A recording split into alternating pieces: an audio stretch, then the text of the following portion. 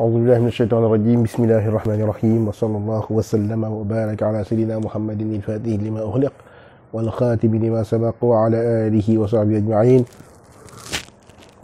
Inch'Allah, on va essayer de faire un petit rappel des règles liées à ces 10 jours de Dhul Hijjah, ainsi qu'au jour du 10e, à savoir les règles liées au sacrifice et à la prière du Eid, sachant que le mois de Dhul Hijjah est le dernier mois de l'année. C'est le mois qui compte les 10 premiers jours. Donc ce sont ces 10 jours dans lesquels nous sommes actuellement et où il est demandé aux musulmans de redoubler d'efforts. Effectivement, Allah, il a juré déjà par ces 10 jours. D'un côté parce que déjà pour commencer, il faut savoir que le mois de Dhul Hijjah fait partie des mois sacrés. Donc vous l'avez vu dans le verset d'Allah, Inna iddata shuhuri 'inda Allah 12 shahran fi kitabillah. Donc Allah il a dit parmi les mois, Allah il a créé 12 mois et parmi ceux-là il y a 4 qui sont sacrés. Et sont sacrés donc les 2 qui se suivent Dhul Hijjah, Dhul Qa'dah et Dhul Hijjah, ainsi que Muharram, donc qui vient après Dhul Hijjah, et le mois de Rajab. Donc ces mois sacrés étaient des mois que les Arabes de la Jahiliya déjà auxquels les Arabes de la Jahiliya donnaient une certaine importance, dans le sens où quand ces mois arrivaient, ils arrêtaient tous leurs combats par ta'zim de ces mois-là. Et quand quelqu'un par inadvertance tuait quelqu'un dans cette période-là, il doublait donc la compensation, la diya qu'il donnait à cette personne. Donc, pour dire que même les Arabes qui n'étaient pas des musulmans avaient le ta'zim de ces 4 mois. L'islam a maintenu le ta'zim de ces mois, donc dans le sens où effectivement il n'a pas interdit le combat, mais où le maintien de la sacralité de ces mois est plutôt le fait que celui qui fait une bonne action, cette action est doublée, donc elle est redoublée, on peut multiplier par un nombre jusqu'à un nombre illimité, et celui qui fait un péché, eh bien ce péché aussi est redoublé. Donc c'est ça le sens de la sacralité de ces mois. Celui qui fait une bonne action, cette bonne action est automatiquement redoublée, et celui qui fait une mauvaise action, cette mauvaise action aussi est redoublée, parce que ces mois sont les mois sacrés. Donc où il est demandé donc aux musulmans de se rapprocher d'Allah par l'adoration, par le zikr, la lecture du Coran, et éventuellement par le jeûne. Et encore plus, pour plus d'importance aussi, ces 10 jours de Dhul Hijjah. Ces 10 jours de Dhul Hijjah qui sont les jours par lesquels Allah il a juré dans le Coran. Il a dit effectivement wal fajri wal layalin ashrin wal shaf'i wal watr. Donc il a dit par l'aube, à savoir l'aube, ainsi que les 10 nuits. Et les 10 nuits, selon la majorité des mufassiroun, indiquent ces 10 jours de Dhul Hijjah. C'est 10 nuits donc du mois de Dhul Hijjah. Wa shaf'i wal watr. Le shaf n'est rien d'autre, donc dans cette interprétation, que le jour d'Arafah, qui est donc le 9e jour, et plutôt le shaf, donc c'est le jour de 10e, à savoir le jour du sacrifice, le jour du Eid, et le watr n'est rien d'autre que le jour d'Arafah. Donc Allah, il a juré donc dans 2 versets différents et par 3 serments sur ces 10 jours. Donc ce qui montre effectivement l'importance de ces 10 jours-là, dans le sens où ce sont les meilleurs jours en réalité de toute l'année. Ces 10 jours donc de Dhul Hijjah sont les 10 meilleurs jours de l'année, bien sûr, excepté le jour du Mawlid. Ces 10 jours donc sont les 10 meilleurs jours, et c'est pour ça que le prophète alayhi salatu wa salam a donné exhortation aux musulmans d'y redoubler leur effort, de s'astreindre aux jeûnes, de s'astreindre aux bonnes actions. Et le prophète alayhi salatu wa salam, il a dit, il n'y a pas d'action meilleure et plus aimée d'Allah, si ce n'est celles qui sont faites dans ces 10 jours de Dhul Hijjah. Donc Allah les actions les plus aimées d'Allah sont celles que l'homme fait dans ces 10 jours de Dhul Hijjah. Donc c'est pour ça que pour ce qui nous reste de ces jours de Dhul Hijjah, les musulmans doivent s'astreindre à multiplier les bonnes actions, que ce soit dans le zikr, dans la lecture du Coran, et aussi dans le jeûne, sachant que, effectivement, il est recommandé de jeûner les 9 premiers jours de Dhul Hijjah. Et il est encore plus recommandé de jeûner le 8e et le 9e jour de Dhul Hijjah. Donc le 8e et le 9e jour de Dhul Hijjah, sachant que le 8e jour est le Yawm Tarwiyah, c'est le jour de la Tarwiyah, à savoir le jour où à l'époque de la Jahiliya, les Arabes allaient épuiser l'eau pour la station d'Arafat. Et le 9e qui est le jour d'Arafat, à savoir là où les musulmans se tiennent, plutôt les pèlerins se tiennent sur le mont d'Arafat. Donc, nous venons au second point qui nous intéresse ici, c'est effectivement le jour d'Arafat, qui sera pour certains lundi, pour d'autres mardi, Inch'Allah. Donc le jour d'Arafat, qui est un jour, effectivement, un des meilleurs jours de l'année. Le jour où le prophète alayhi sallam, il a dit, par ce jour-là, Allah, il a franchi du feu un nombre incalculable de personnes. Et ce jour-là, c'est un jour important dans le sens où le prophète alayhi sallam a indiqué que celui qui jeûne ce jour-là, en tant que jeûne surrogatoire, Allah lui pardonne les péchés de l'année passée et de l'année en cours. Donc cela montre déjà qu'il est recommandé pour le musulman d'y faire des adorations, notamment une adoration qui est spécifique ce jour-là, c'est le jeûne, à savoir jeûner le 9e jour de Dhul Hijjah, qui est le jour d'Arafat, sachant que ce jeûne expie les péchés qui ont été faits dans l'année et les péchés de l'année précédente. Donc cela seulement suffit effectivement comme mérite. Mais les mérites de ce jour d'Arafat ne se limitent pas à cela. Les mérites de ce jour d'Arafat, c'est, comme vous le savez, le jour d'Arafat, c'est le jour, comme je l'ai dit tout à l'heure, où les musulmans se tiennent, pour les pèlerins plutôt, se tiennent sur le mont Arafat. Donc qui est un des piliers, justement, un des piliers dans le pèlerinage, sachant que celui qui ne fait pas la station d'Arafat et dans notre madhhab qui ne le fait pas après le maghrib de ce jour-là, eh bien son pèlerinage n'est pas valable. Donc il devra dans tous les cas refaire ce pèlerinage. Donc ce qui montre effectivement son importance de cette station-là. Donc l'importance donc de cette station-là, sachant que ce jour-là effectivement c'est un jour pour les pèlerins, un jour d'adoration, sachant qu'il reste sur le mont Arafat, dans le sens où Allah il a même facilité aux musulmans, de sorte que ce jour-là, la prière de Zuhr et de Asr sont regroupées sans aucune cause que le fait d'être à Arafat.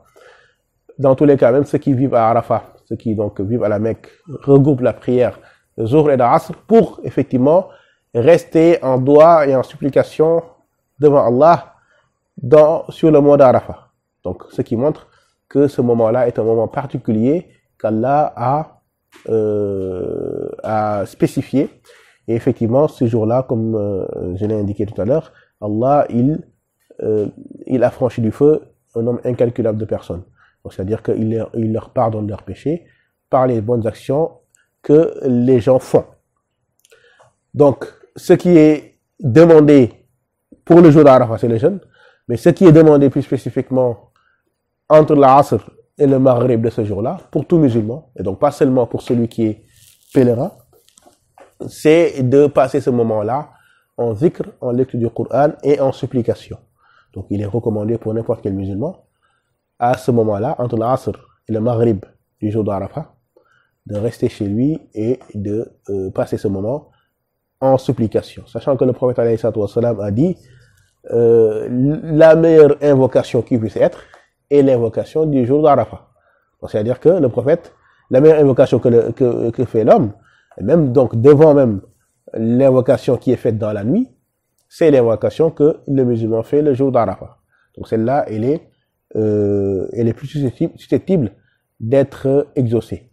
Donc la meilleure invocation est l'invocation du jour d'Arafat, Et le prophète alayhi salatu wassalam a rajouté le meilleur que j'ai dit moi ainsi que les prophètes qui m'ont précédé, c'est la ilaha illallah wahdahu la sharika lahu lahul mulku wa lahul hamd wa huwa ala kulli shay'in qadir. Donc la meilleure chose que j'ai dit, c'est cette parole-là, la ilaha illallah wahdahu la sharika lahu lahul mulku wa lahul hamd wa huwa ala kulli shay'in qadir. C'est-à-dire quoi? C'est-à-dire que le prophète alayhi salatu wassalam, au seul hajj qu'il a fait, eh bien, il l'a passé à invoquer cette parole. Le hajj qu'il a fait, donc d'après ce qui est rapporté, le prophète alayhi salatu wassalam a passé la journée d'Arafat, donc ce moment d'Arafat, à répéter cette parole. Donc ce qui fait que parmi les convenants ce jour-là, le fait que le musulman multiplie les invocations, notamment le zikr par cette parole, la ilaha illallah wahdahu la sharika lahu lahul mulku wa lahul hamd wa huwa ala kulli shay'in qadir. Et il est venu des hadiths qui ont dit même que celui qui, ce jour d'Arafat, s'occupe du zikr au lieu de supplier Allah, de faire des invocations, en fait Allah, par ce zikr, lui comble tous ses désirs, même s'il ne les a pas exprimés oralement. C'est-à-dire que par le fait qu'il s'est occupé de ce zikr-là, donc ce meilleur zikr que le prophète alayhi salatu wassalam a dit, ainsi que ses frères, les autres prophètes, eh bien Allah lui donne, lui comble les désirs qu'il a dans son cœur, même s'il ne les a pas exprimés, parce que tout simplement, il s'est astreint à faire le zikr. Donc ce qui indique effectivement que ce jour d'Arafat est un jour spécial, que ce moment entre l'Asr et le Maghrib est aussi un moment spécial, de sorte que le musulman doit s'astreindre à se tenir à ce moment-là en faisant des invocations autant qu'il le peut, que ce soit la lecture du Coran, le zikr et éventuellement la supplication. Quelques questions de fiqh liées à ce jour d'Arafat. Il faut savoir d'un côté que effectivement les savants ont pendant longtemps réprouvé le fait que les musulmans se regroupent spécialement pour le jour d'Arafat, cet après-midi-là, après l'Asr, comme ils le font dans certains pays, ils se regroupent dans les mosquées et ils restent ensemble dans ces mosquées à faire le zikr. Donc les savants ont réprouvé cette action, sachant que cette action n'était pas effectivement celle que pratiquaient les salafs. Donc ce qui est recommandé en ce cas-là, c'est de rester chez soi et individuellement d'invoquer, de faire ses azkar, de faire ses pratiques. Donc cela individuellement. Et aussi une autre question, c'est quel est le jour d'Arafat? Quel est le jour d'Arafat? Est-ce que le jour d'Arafat, c'est le jour où les musulmans se tiennent à Arafat, les pèlerins se tiennent à Arafat, ou bien ça peut être un autre jour? Alors, il faut savoir une chose qui est simple, c'est que le calendrier n'est pas lié à le calendrier dans l'islam n'est pas lié à un endroit. Et il est lié uniquement à l'observation, comme vous le savez, de la Lune. Et l'observation de la Lune, bien sûr, change d'un pays à une autre, d'une altitude à une autre. Et le jour d'Arafat n'est pas forcément le jour où les musulmans se tiennent, où les pèlerins se tiennent à Arafat. D'ailleurs, remarquez bien que quand on dit Arafat, c'est le jour d'Arafat. Et quand on parle de l'endroit où se tiennent les musulmans, c'est Arafat. Donc c'est pas la même chose. Il y a Arafat, qui est l'endroit, le moment où les musulmans se tiennent, avec bien délimité donc, un endroit bien délimité. Et Arafat, le jour d'Arafat, qui englobe le monde entier. D'accord? Ce qui fait que quand on dit le jour d'Arafat, c'est un jour qui, bien sûr, comme vous le savez, quand c'est le jour c'est Arafat à la Mecque, il y en a qui sont encore en train de dormir, d'autres qui sont au lendemain, d'autres qui sont à la veille. Comme vous le savez, puisque les fuseaux horaires font que tous ne sont pas le même jour. Donc, ce qui veut dire que ce n'est pas l'endroit spécial, ce qui est pris en compte, ce n'est pas la station des pèlerins. Ce qui est pris en compte, c'est l'entrée du mois dans le pays où on est. Donc, c'est pour ça que le musulman qui n'est pas pèlerin, lui, il cherche le jour d'Arafat. Et il ne cherche pas le jour d'Arafat comme le cherchent les pèlerins, qui eux, effectivement, puisqu'ils sont à la Mecque, se tiennent au mawaqit, à savoir au temps de la Mecque. À savoir s'ils sont à la Mecque et que la lune a été vue à ce moment-là, eh bien, effectivement, ils comptent à partir de ce moment-là. Et s'il se trouve qu'une personne a été dans un autre pays et que la lune n'a pas été vue, eh bien, elle sera toujours dans le jour d'Arafat, même si ce jour-là ne correspond pas au jour où les musulmans se tiennent à Arafat. Donc ça, c'est une question sur laquelle il est important d'insister parce que on voit malheureusement beaucoup de gens se tromper sur ça en disant que Le jour d'Arafat, c'est le jour où les gens se tiennent à Arafat. Non, c'est pas du tout ça. Le jour d'Arafat, c'est le 9e de Dhul Hijjah. Et toute personne donc est habilitée dans son pays à regarder selon ce qui est défini, les règles donc d'observation de la lune, l'entrée du mois. Et si l'entrée du mois donc par l'observation correspond à un moment, c'est tout simplement cela qui doit être pris en compte, à savoir le 9e jour de Dhul Hijjah, et non pas forcément la station des pèlerins à Arafat, qui eux effectivement suivent les pays dans lesquels ils sont, ce qui n'est pas valable pour tout le monde. Donc, c'est effectivement le jour d'Arafat peut différer du jour d'Arafat, ni plus ni moins. Et d'ailleurs, dans le fiqh d'Imam Malik, vous trouvez que il est possible que les gens se trompent tous dans la détermination du jour d'Arafat, à savoir que les gens se trompent, si effectivement une partie des personnes ce jour-là considère que ce n'est pas le jour d'Arafat, le hajj de toutes ces personnes-là devient invalide. Si effectivement il se trouve que ce n'est pas le jour d'Arafat. Donc leur hajj devient invalide parce qu'ils seront tenus à Arafat au jour qui ne serait pas bon. Donc si effectivement tous considèrent que c'est le jour d'Arafat, on va considérer que c'est le jour d'Arafat, que ce jour-là, c'est valable. Mais s'il y a une partie des gens qui sont sur Arafat et qui disent en fait non, on n'est pas aujourd'hui le 9, on est le 10 ou d'autres disent on est le 8, eh bien le hajj de cette personne-là ne sera valable. Alors, maintenant, pour revenir au 10, à savoir le jour du Eid. Donc, le jour du Eid, c'est le jour de Eid al-Adha, le jour du sacrifice, qui aussi est un des grands jours dans l'islam. Wa shafr, donc Allah il a juré donc déjà par ces 10 jours, donc en y incluant ce jour du Nahr, le jour du sacrifice, et il a ensuite juré par le jour du sacrifice même, en disant wa shafri wal watr. Donc il a ensuite juré par ce jour 2 fois en fait. Cela montre effectivement l'importance de ce jour-là, parce que ce jour, tout simplement, on l'appelle Eid al-Kabir. C'est le jour, la grande fête. À savoir, la grande fête, c'est le point culminant, la grande fête. Une fête qui est donc plus grande que celle du jour de Ramadan. Donc c'est le grand jour, si vous voulez, pour les musulmans. Et bien sûr, ce sacrifice, comme vous le savez, ne fait que commémorer le Sayyidina Ibrahim quand il a voulu, quand Allah lui a ordonné d'égorger son fils, et que par taslim, il a voulu le faire, et que justement Allah lui a donné en compensation un bélier, et c'est ce sacrifice que nous commémorons comme étant un taslim, une soumission à Allah entière, où au lieu de tuer nos nafs, en réalité on tue à la place un animal. Et donc il faut savoir que le fait de sacrifier est la meilleure chose que puisse faire le musulman en ce jour-là. Donc la meilleure chose que puisse faire le musulman au jour du sacrifice, c'est sacrifier, ni plus ni moins. Donc malheureusement, ça c'est le lieu de le rappeler, parce qu'on voit de plus en plus des gens qui ont une tendance assez qu'il convient donc de pointer du doigt, hein, en disant, en prenant prétexte justement des gens qui seraient pauvres dans d'autres pays, en disant je donne le prix de mon sacrifice à tel pour qu'il fasse sacrifice à ma place. Donc à savoir que il donne, au lieu d'acheter un mouton et de le tuer, ou au pire d'acheter un mouton, de le sacrifier et après éventuellement de le distribuer aux pauvres, il préfère donner le prix aux pauvres en sadaqa pour que le pauvre lui fasse Eid à sa place. À savoir qu'il faut que le pauvre lui puisse bénéficier du Eid, et moi j'ai la récompense de la sadaqa. Non, c'est pas ce qui était demandé, ni plus ni moins. Allah, à chaque moment, il y a une action qui est demandée. À chaque moment, il y a une action qui est demandée. Pour les 359 jours qui restent de l'année, alhamdoulilah, la personne elle est libre de faire la sadaqa comme elle veut, donner aux pauvres autant qu'elle veut.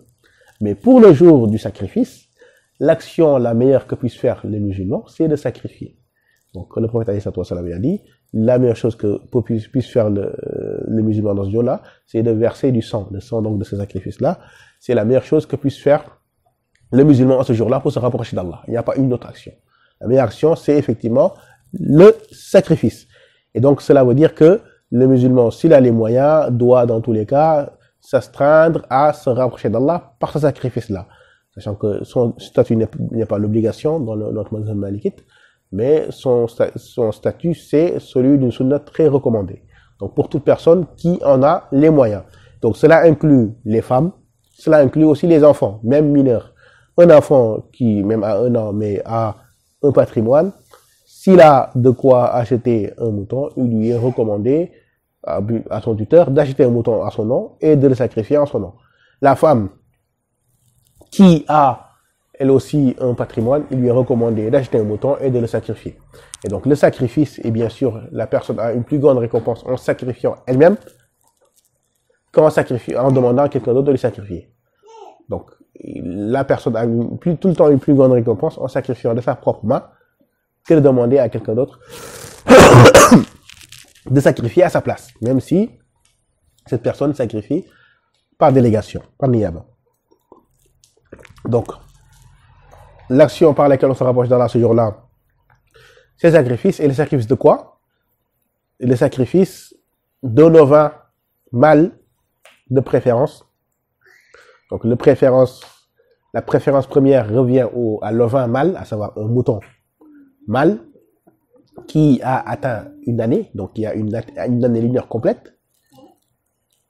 Donc, bien sûr, l'animal, dans tous les cas, doit être un animal exempt de défaut, à savoir, ce ne doit pas être un animal sourd, aveugle, muet, ayant une queue coupée, boiteuse, maigrichonne, ayant la gueule puante, ayant des dents cassées, ayant des cornes cassées, ayant la gale.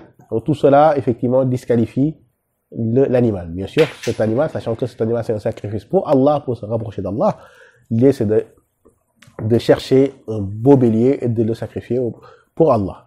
Comme comme il est rapporté du prophète le prophète, il a sacrifié 2 beaux béliers bien encornés, donc avec des cornes et bien portants. Donc c'est ainsi que le prophète il a sacrifié. Donc même Allah, donc il a dit, on lui a remplacé par un sacrifice, un beau sacrifice. Donc l'idée, c'est effectivement de chercher une belle bête pour la sacrifier pour Allah. Donc Allah ne demande pas notre propre sang comme il aurait pu nous le demander, ni le sang de nos enfants, mais il nous demande rien d'autre si ce n'est le sang d'un animal. Donc un animal qui est exempt de tout défaut, un ovin mâle de préférence, si on n'a pas d'ovin mâle, un ovin femelle, donc c'est ça l'ordre de préférence. Si un ovin mâle, s'il n'y a pas d'ovin mâle, un ovin femelle, donc une brebis. S'il n'y a pas de brebis, un caprin, à savoir un bouc qui doit avoir au moins 13 mois complets, donc 13 mois. Donc, il doit 13 mois lunaires, bien sûr. 13 mois lunaires. Pareil pour la chèvre. Donc, la chèvre qui vient après. Donc, après le bouc, la chèvre. Si on n'a pas de chèvre, on sacrifie un bœuf. Donc, un bœuf qui a 3 ans révolus. Donc, 3 ans. S'il n'a pas de bœuf, il sacrifie une vache. S'il n'a pas de vache, il sacrifie un chameau qui doit avoir 5 ans révolus. Et s'il n'y a pas de chameau, il sacrifie une chamelle. Donc c'est ça l'ordre de préférence. Un ovin mâle, s'il n'y a pas d'ovin mâle, une brebis, s'il n'y a pas de brebis, un bouc, s'il n'y a pas de bouc, une chèvre, s'il n'y a pas de chèvre, un bœuf, s'il n'y a pas de bœuf, une vache, s'il n'y a pas de vache, un chameau, s'il n'y a pas de chameau, une chamelle. C'est ça l'ordre effectivement de préférence, sachant que tous ces animaux doivent être impeccables et exempts de défauts. Et donc ce sacrifice doit se passer après la prière, donc il est obligatoire d'attendre que la prière ait été faite. Si la personne sacrifie avant la prière, elle n'aura fait que ramener de la viande, ce ne sera pas un sacrifice valable. Ce sacrifice donc n'est valable que pour le 10e jour, donc le 10e jour, puisque le sacrifice se fait sur 3 jours. Il peut se faire le 10e jour, le 11e jour et le 12e jour. Donc s'il se fait le 10e jour, il est obligatoire d'attendre d'un côté que la prière ait été faite. Donc avant la prière, le sacrifice n'est pas valable. Et en plus d'attendre que le sacrifice ait été fait, attendre que l'imam donc de la ville, à savoir celui qui dirige la prière, est sacrifié. Donc il y a deux conditions. Attendre que la prière ait été faite et en plus attendre que l'imam est sacrifié. Si on ne sait pas, bien sûr, donc c'est pour ça qu'il est recommandé que l'imam, donc comme ça se fait dans les pays musulmans, ramène lui-même son sacrifice au lieu de prière et qu'il le sacrifie devant tout le monde. Donc cela se fait dans les pays musulmans.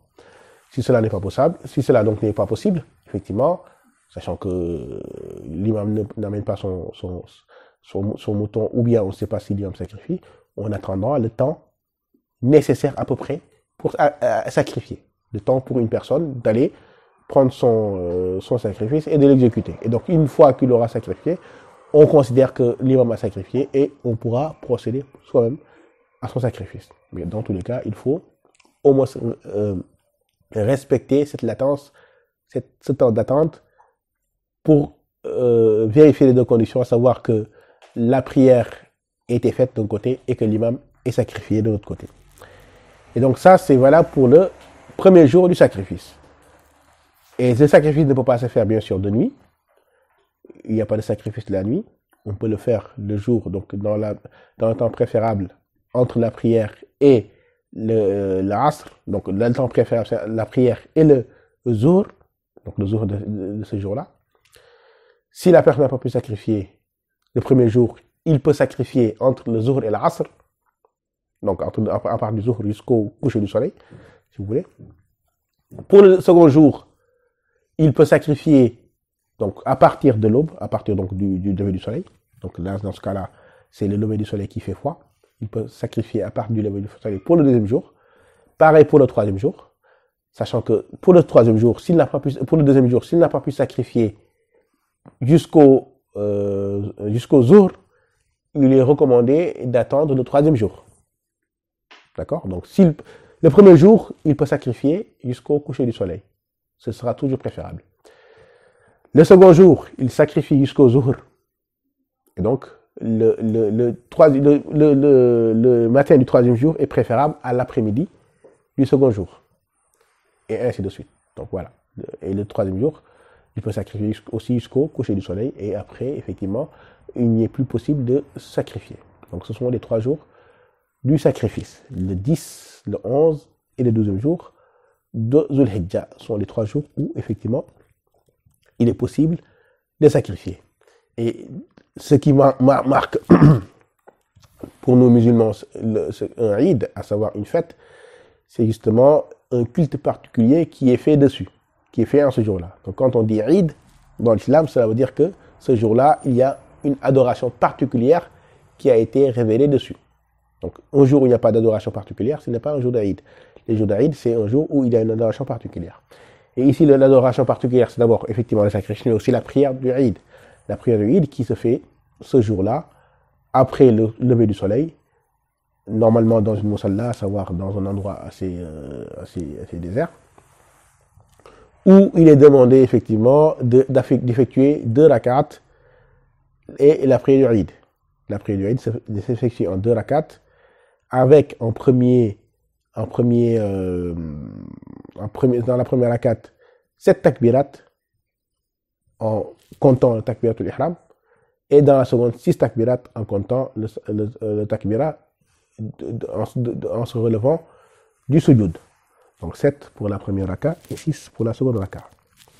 Donc cette prière est une prière qui est suivie, qui est faite directement et suivie après d'une khutbah où l'imam normalement rappelle les règles du sacrifice, et ce jour-là, à part de ce jour-là, commence ce qu'on appelle les jours du takbir. Donc ces jours-là sont les jours où effectivement le musulman doit proclamer le takbir après chaque prière. Donc il est demandé effectivement à partir du zuhr du 10e jour, donc le zuhr du 10e jour, jusqu'au fajr du 13e jour, de dire après chaque prière le takbir. Allahu Akbar. Sur cela, si vous voulez, les choses sont assez larges. Hein. Il n'y a pas une formulation spécifique, mais l'imam Malik, il préfère qu'on dise Allahu Akbar, Allahu Akbar, Allahu Akbar, walillahi alhamd. Donc c'est ça qu'il disait, ce qui est recommandé dans notre école, Allahu Akbar, Allahu Akbar, Allahu Akbar, Wallahi alhamd. Donc de le dire après chaque prière, à part le Zuhr, donc du premier jour, du jour du sacrifice, jusqu'au Fajr du 13e jour. Donc ce sont ces jours-là qu'on appelle les jours du Tashriq. Ce sont des jours de takbira, comme le prophète a dit, et de manger et de boire. Ce sont donc des jours de fête pour les musulmans. C'est pour ça que pour ces jours-là, il est haram de jeûner. Il est haram de jeûner le 10e jour, le 11e jour et le 12e jour. C'est absolument haram pour n'importe quelle personne de jeûner. Donc ça, dans l'absolu, il est haram pour n'importe quelle personne de jeûner. Le 13e jour est haram à jeûner pour toute personne, sauf une personne qui, par exemple, est au Hajj, et doit, par exemple, jeûner 3 jours avant de revenir au Hajj, de revenir du Hajj. D'accord? Parce qu'il y a un Hadi à donner. Il doit jeûner 3 jours avant de revenir au Hajj, sauf que elle n'a pas assez de temps pour y rester. Donc, dans ces 3 jours ou 10 jours, donc, elle peut jeûner dans ce 13e jour-là. Ou bien une personne qui avait un nadr, à savoir qui a donné comme à Allah le vœu de jeûner toute l'année, il peut jeûner ce 13e jour. Ou bien une personne qui doit rattraper, qui a un jeûne continu, comme le jeûne, celui qui doit faire la kafara d'un jour de Ramadan et qui doit faire ce jeûne continu. Donc il peut jeûner ce 13e jour. Mais à part ces personnes-là, ces cas exceptionnels, il est haram aussi de jeûner ce 13e jour. Pour d'autres personnes, il est haram de jeûner ce 13e jour, donc il sera haram de jeûner le 10e, le 11e et le 12e pour toute personne, et le 13e pour toute personne hors de ces cas limités que je viens de citer. Donc, ces jours, effectivement, de Tashriq sont des jours où il est encore recommandé de continuer les azkar, de continuer les zikr. Pourquoi? Parce que les musulmans eux-mêmes, qui sont pèlerins, sont assistés pendant ces jours-là à Mina, et ils occupent leur journée à Mina à faire cela. Leur journée à Mina sont occupés à faire le zikr, à lire le Coran et à se rappeler d'Allah. C'est pour ça qu'il est demandé aussi aux musulmans, après effectivement la fête, le jour du sacrifice, mais le musulman toujours, même dans la fête, revient à l'esprit de la fête. Pourquoi est-ce qu'il y a une fête? À savoir pourquoi Allah a mis cette fête. Eh bien, après donc cet esprit de fête doit revenir aux fondamentaux, à savoir toujours le zikr de ces jours-là, et accompagner les musulmans qui sont à Mina par le zikr, la lecture du Coran et toutes les actions de bienfait. Et donc on s'arrête ici. Wa subhanakallah wa bihamdik ashhadu an la ilaha illa anta astaghfiruka wa atubu ilayk. Subhana rabbika rabbil izzati amma yasifun wa salamun ala al mursalin walhamdulillahi rabbil alamin.